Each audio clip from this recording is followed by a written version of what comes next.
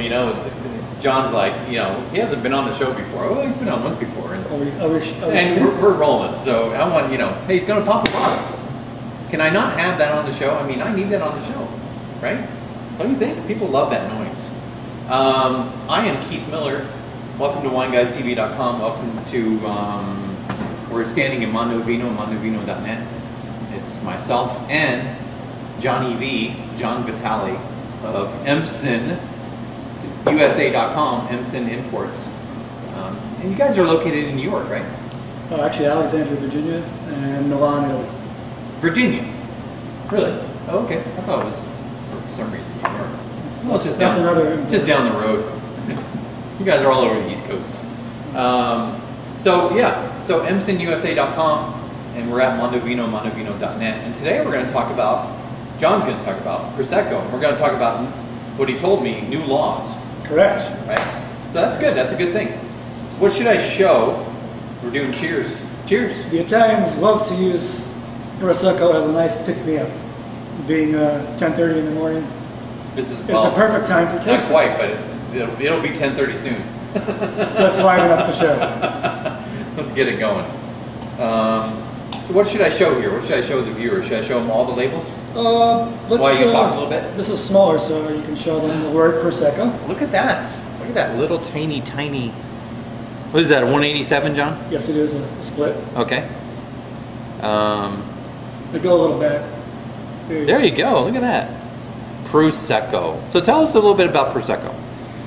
Well, Prosecco has been around for several hundred years in the Veneto. The progenitor grape wasn't called Prosecco. It's been cultivated as Prosecco for about 200 years. Prosecco has enjoyed in the last 15 years a big momentum boost.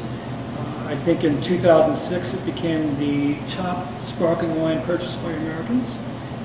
It exceeded Cava at that time and American sparkling wine done in the Champagne method. But Prosecco itself, enjoyed by the people from Veneto and all over northern Italy and now all over the world, is something that is not related to Champagne, although it is sparkling. It is not. It can be used as a celebratory wine, but as a wine to enjoy life.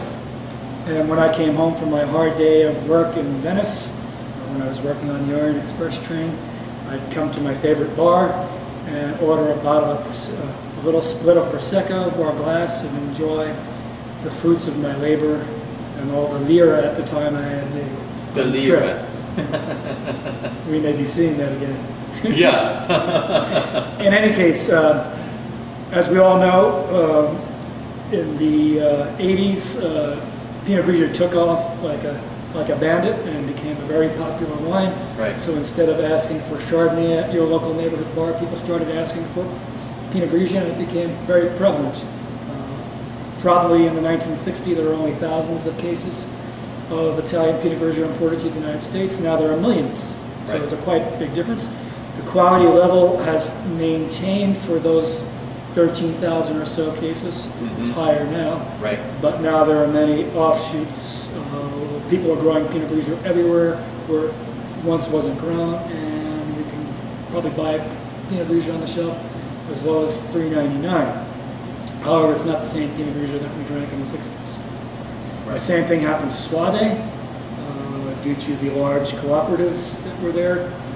And the same thing would have happened to Prosecco, and it is happening to Prosecco, but the Italian government and the Consorzio del Prosecco has created a new law to protect themselves, and it'll stop the bastardizing quality of counterfeit, basically. Wow. So the new law states that this IGT Prosecco will become DOC, controlled by the Italian government, within a fairly large area in the Veneto, extending to the Slovenian border in Friuli. However, not too much production of the grape is done there. The mainstay of the grape is around the city of Treviso, in the area of Conegliano and Val di Biadne, where the historic DOC is. And then the DOC, which we're drinking Canella's, Prosecco di Conegliano, will become DOCG Prosecco Superiore, only created in the area of Colli Assolani as an offshoot, and the townships of Valdabiadne and Conegliano, and we'll state that on the bottle. Now the Italian government is doing that because they're growing Prosecco everywhere in the world now and calling it Prosecco whether it has Prosecco in it or not. Okay. So there's a lot of counterfeit out there. What I'm asking people to do is spend just a tiny bit more money, not too much more, maybe $1 or $2, to get the real product. But what the Italian government and the European Union is going to do is disallow the word Prosecco if it doesn't come from the new zones. So whether it's Prosecco DOC from the larger zone or Prosecco Superiore from the smaller zone, DOCG, you will not be able to see the word Prosecco on wines such as Prosecco from Brazil, okay, or anywhere else. You'll have to use the word Glera, which is not very attractive. No. And so Prosecco doesn't not only relate to the grape, but to the zone of production, and is being protected by the Italian government and the Consorzio del Prosecco. So now if I'm a consumer and... You'll see this in the next 2 years. But in the this meantime, year taking shape, and in the next 2 years it'll go into... So in the meantime, if it says Prosecco and it says Italy on the back, it's Prosecco? More than likely yes, but sometimes no. Okay. There are 3 other grapes you can use, but only 15% to make the DOC version. The IGT should have 85% Prosecco, but may not. And they don't have to put on the producer of the so-called Prosecco in Italy that really isn't. No, they don't have to put on there the varietal if they don't want to. It could say Vino Spumante, but people are, because of the popularity of Prosecco, they would, of course, put Prosecco on the label, which is why we're trying to protect the grape and zone of production from the counterfeits. Right. Yeah, because they want people, those people from the area it's coming from.